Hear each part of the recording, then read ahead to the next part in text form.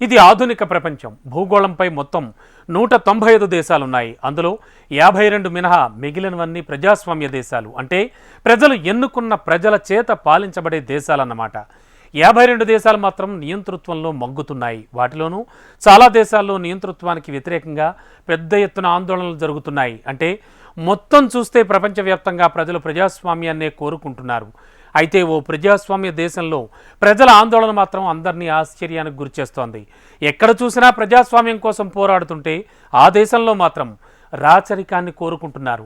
ప్రజాస్వామ్యంతో వచ్చే స్వేచ్ఛ రాజకీయ నాయకుల అవినీతికి కారణమవుతోందని, తమకు మాత్రం ఒరిగిందేమీ లేదని ఆ దేశ ప్రజలు చెబుతున్నారు. మళ్ళీ తమకు రాజే కావాలని, రాజు పాలనలోనే తమకు ప్రత్యేక గుర్తింపు ఉంటుందని రాచరికపు ఆందోళనకారులు చెబుతున్నారు.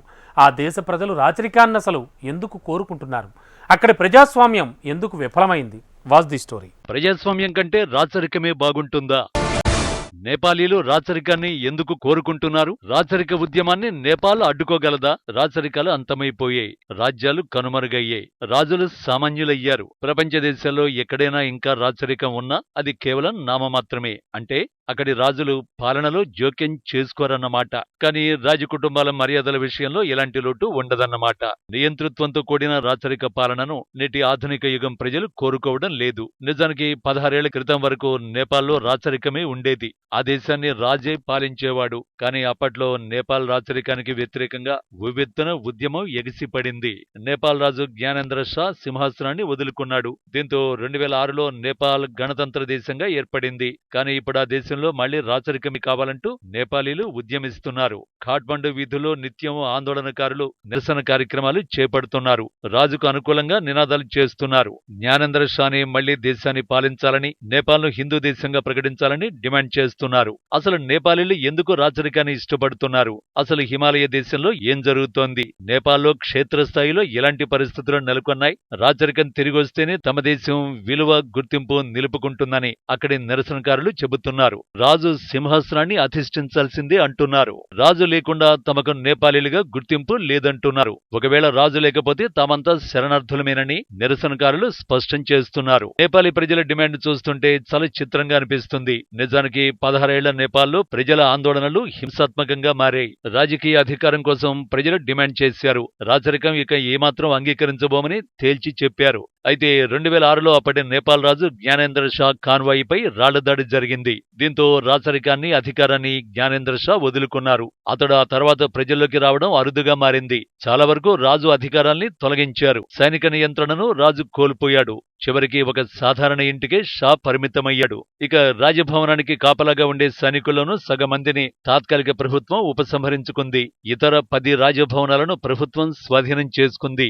రాజుకు భత్యంగా ఏటా చెల్లించే $31 లక్షల భత్యాన్ని ప్రభుత్వం నిలిపేసింది. రాణికి కల్పించే సౌకర్యాలను రద్దు చేశారు. కొన్ని కరెన్సీ నోట్లపై రాజు చిత్రాన్ని తొలగించి ఆ స్థానంలో మౌంట్ ఎవరెస్ట్ ను చిత్రీకరించారు. ఇక నేపాల్ జాతీయ గీతంలో రాజు ప్రస్తావనను కూడా ప్రభుత్వం తొలగించింది.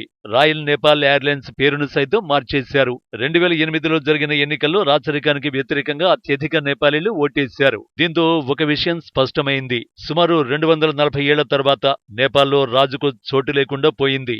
అయితే అప్పటికీ ఇప్పటికీ నేపాల్లో ఎలాంటి మార్పులు వచ్చాయి? అయితే నేపాల్ ప్రజల్లో తీవ్ర నిరాశ, నిస్పృహలు నెలకొన్నట్టు విశ్లేషకులు చెబుతున్నారు. ఈ నేపథ్యంలో చాలా మంది రాచరికం గురించి ఆలోచిస్తున్నారు. ప్రజాప్రభుత్వం కంటే రాచరికంలోనే బాగుండేదన్న అభిప్రాయానికి నేపాలీలు వచ్చేస్తున్నారు. దీంతో రాచరికమే కావాలంటూ అక్కడి ప్రజలు ఆందోళనలకు దిగుతున్నారు. నేపాల్లో రాచరికాన్ని పునరుద్ధరించాలంటూ డిమాండ్ చేస్తున్నారు. సింపుల్ గా చెప్పాలంటే రాచరికానికి అనుకూలంగా నిరసనలు చేపడుతున్నారు. వారంతా నేపాల్ చివరి రాజు గణేంద్ర నామాన్ని జపిస్తున్నారు. నిజంగానే ఇది నమశక్యం కాని విషయమని విశ్లేషకులు వివరిస్తున్నారు. ఇలా నేపాలీలు నిరాశకు గురవడానికి కారణం ఆ దేశంలో నెలకొన్న రాజకీయ సంక్షోభమే. రిపబ్లిక్ దేశంగా ఏర్పడిన తర్వాత నేపాల్లో 16 ఏళ్లలో 13 ప్రభుత్వాలు మారాయి. ఏడాది కంటే తక్కువ పనిచేసిన ప్రధానమంత్రులు 6 ఉన్నారంటే ఆ దేశంలో రాజకీయ అనిశ్చితి ఎంతలా ఉందో ఇట్టే అర్థం చేసుకోవచ్చు. దేశంలో రాజకీయ స్థిరత్వాన్ని తీసుకురావడంలో ప్రజాస్వామ్యం విఫలమైందంటూ అక్కడి రాచరికపు మద్దతుదారులు చెప్తున్నారు. ఇక దేశాన్ని కుదిపేస్తున్న ఆర్థిక సంక్షోభం, తీవ్రమైన అవినీతి కూడా రాచరికాన్ని కోరుకోవడానికి కారణాలయ్యాయి. రాయలిస్టు ఉద్యమం రోజురోజుకు విస్తరిస్తోంది. గతేడాది నవంబర్ నుంచి ఆందోళనలు ఊపందుకున్నాయి. కింగ్కు అనుకూలంగా వేలాది మంది ప్రజలు రాజధాని ఖాట్మండులో నిరసనలకు దిగుతున్నారు. భారత్ పొరుగున ఉన్న నేపాల్ ప్రస్తుతం నిరసనలతో హోరెత్తుతోంది. రాజధాని ఖాట్మండులో నిరసనకారుల్ని చెదరగొట్టేందుకు పోలీసులు టియర్ గ్యాస్, వాటర్ క్యానన్లు ప్రయోగిస్తున్నారు. అయితే రాచరికం కావాలంటూ నిర్వహించే ఆందోళనలకు అత్యంత శక్తివంతమైన గ్రూపు రాష్ట్రీయ ప్రజాతంత్ర పార్టీ మద్దతునిస్తోంది. ఈ పార్టీ 1990లో ఏర్పాటైంది. ఈ పార్టీకి ప్రస్తుతం పార్లమెంటులో 14 స్థానాలు ఉన్నాయి. కానీ ఈ పార్టీ ఉద్యమ ప్రతినిధిగా తీవ్ర ప్రభావాన్ని చూపుతోంది. ఫిబ్రవరిలో రాష్ట్రీయ ప్రజాతంత్ర పార్టీ నేతలు నేపాల్ ప్రధానిని కలిశారు. వారు తమ డిమాండ్లను విన్నవించారు. అందులో భాగంగా రాచరికాన్ని పునరుద్ధరించాలని, నేపాల్ను తిరిగి హిందూ దేశంగా మార్చాలని వారు ప్రధానిని కోరారు. రాచరికానికి మద్దతుగా ఇతర గ్రూపులు కూడా పుట్టుకొస్తున్నాయి. అయితే ప్రధాన రాజకీయ పార్టీలు మాత్రం రాచరికాన్ని పునరుద్ధరించేది లేదని తేల్చి చెబుతున్నాయి. అయితే రాచరికానికి మద్దతుగా ప్రజలు చేస్తున్న ఆందోళనలపై రాజు జ్ఞానేంద్ర షా ఏమంటున్నారు అంటే, ఏమీ లేదు.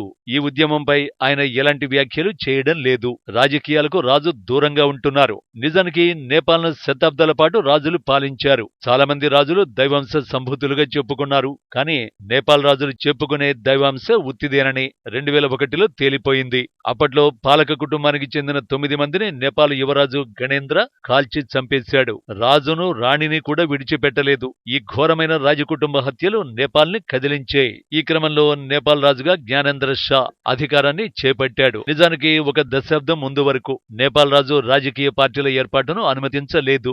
2005లో ఎన్నికైన ప్రభుత్వాన్ని రాజు జ్ఞానేంద్ర తొలగించాడు. సంపూర్ణ అధికారాలను చేజిక్కించుకున్నాడు. అనంతరం ప్రజా ఉద్యమాలతో నేపాల్ అట్టుడికిపోయింది.